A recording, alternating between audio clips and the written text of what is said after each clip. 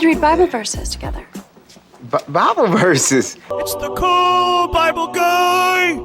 What's up, guys? It's Steve, the Cool Bible Guy. Today we are going to be doing Isaiah chapter 41, verse 10. But before we discuss the verse, as always, let's set our intentions for this Bible Hangout in the comments section below by typing in whoever your intention is for or whatever it's for, because a person who aims at nothing hits it with amazing accuracy. So let's make sure we are on purpose today and intentional about our session here.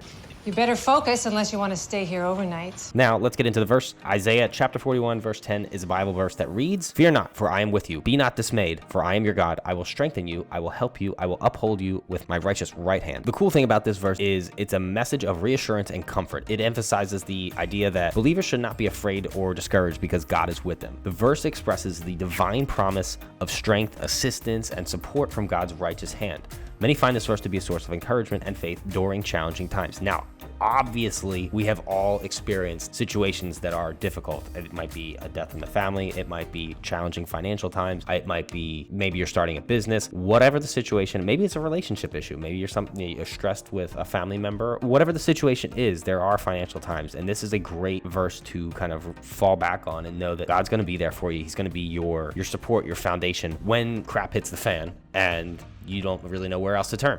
I'm here with you. Applying Isaiah 41:10 to your life today involves embracing a message of trust, courage, and reliance on God. So let's talk about some practical ways to apply this verse in your everyday life. So Listen carefully.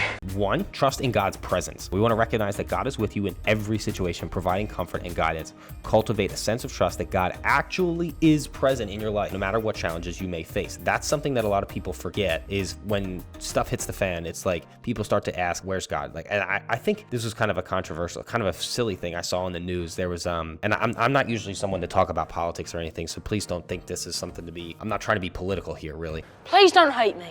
So I saw that soccer player, Megan Rapinoe. So she got injured in her very last game, and she basically said this is proof that God doesn't exist just because she got injured. It's like, instead of the reverse thought process that she should be having in that situation. Now, she's retiring, and in her last game, she gets injured. She says something like, God doesn't exist, and this is proof. Like, that's actually not the case. So in that situation, when bad stuff does happen to you, and in her case, she got injured, it's like, actually, no, God does exist, and he's basically putting you in a crucible right now, and he's refining you in some way. And this injury may have been part of that process, or else it wouldn't have happened. So the fiery crucible in which the only true heroes are forged. Basically, instead of looking up and yelling into the sky in the heavens and being like, yeah, God, you don't exist, you're not here. You don't exist for me anymore. Maybe what you do is, okay, why did this happen, God? And ask why. And then you start to look for answers and solutions rather than start playing this blame game, which is a really cool thing. Then you start to build a trust in God's presence. Like, hey, man, I'm sorry about all that. God, I just had this crap happen in my life. WTF, man. What the hell is that? Like, what's going on here? Give me the path. Show me the path. What's going on here? And then just go from there. You're Chinese. I'm clueless. So number 2, it helps you overcome fear. Once you start to build that trust with God and you start to build that relationship with God, whenever fear does arise, you can consciously and subconsciously remind yourself of the assurance that God is with you and that he's going to be able to take care of you and get you through whatever it is. Don't be afraid. I think Steve Harvey has a really great quote. Tells people when he talks to them in public. He says that everybody in this room is here today because God said you could be here today. He said, you're here right now. If God was through with you, you wouldn't have woken up this morning. Let's go, let's go, let's go, let's go, let's go. Wake up, gentlemen, it's late. And I think that's great. That's true. And I think that's super cool that that's a way that Steve Harvey describes it. I think that's exactly it, is when you do start to face these challenging times, you can overcome fear when you know that, okay, I woke up today. That means God's not done with me. That means I have a mission I'm supposed to go out and execute on. What do I need to go do?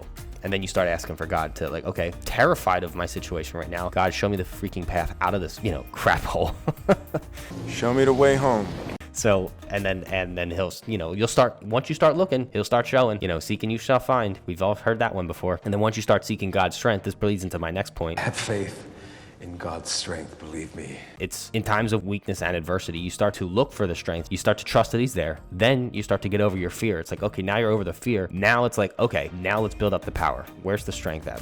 When I'm starting to feel weak, go to God, turn up the heat on. You can turn to God for that kind of a thing. You can pray for courage to overcome obstacles. Because you have that trust there, it's going to sustain you through those difficult times. And then number 4, as we are all human, we are going to get tired and we are going to fatigue because we just can't keep going forever and ever and ever like God can. So instead of relying solely on our own abilities, this is where when our strength does start to fade, we do seek God's help in making decisions, navigating through life's challenges, give us that endurance and that push through it factor that we don't usually get. So we want to invite God into our daily struggles because we want to live in the moment. We don't want to live in the past. That creates depression. We don't want to live in the future too much because that starts to create anxiety. So live in the moment, get God inside your daily struggles and help him and ask him to get you some help in those daily struggles, whatever you are encountering in your life. His assistance is available to you. So 5, uphold righteousness. You want to strive to live a righteous life in accordance with your faith. Trust that God's righteous right hand is upholding you and he will align your actions with the principles of love, justice, and compassion.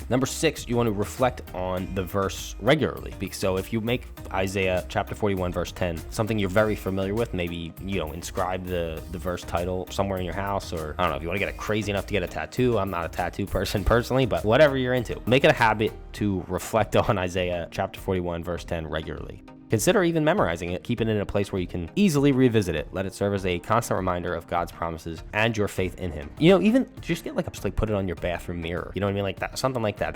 That should help you with reminding you oh, you know what? God's got my back today. That's a cool thing.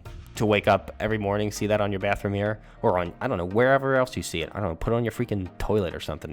What do you call it? The steering wheel of your car. Wherever you go somewhere that something you touch every day, put like a Post-it note on it, and that'll help you. It'll remind you of it. Just a reminder, ladies and gentlemen. And then lastly, you want to share encouragement. You're not the only one who's going to go through some crap. So when you see your friends and your family and other people that you care about, encourage them with the same message. Tell them about the verse, or maybe you don't even have to make a Bible reference. You can just tell them hey man, we all go through some stuff, and in this case, you can allow God to act through you and just be there for somebody. If somebody's going through some dark times, just be like, hey, I'm here for you. I know all the lights went out, but when they come back on, I'm going to be the one standing next to you. So that will land really well for any relationship you're trying to build. So when friends and family members do face these challenge times, be that reassurance. Remind them of God's unfailing support by being that unfailing support. So that pretty much wraps up my little spiel for today. So remember that applying biblical blah blah blah. You don't know what? Biblical verses involves a personal and ongoing journey of faith, taking intentional steps to incorporate principles of trust, courage, and reliance on God into your daily life can bring a sense of peace and assurance, and all of these things are unique to you. So we all have our own unique journey, so please enjoy it in your own unique way. So on that note, guys, let's end on a prayer. Come on, let's pray about this. Come on. God, please help me when I'm overwhelmed and tired. Show me how to run to you. Give me the strength I need to endure whatever comes my way. Take the weight of my concerns off of me and help me to remember that you are always near. You will always protect me and support me. In Jesus' name, amen.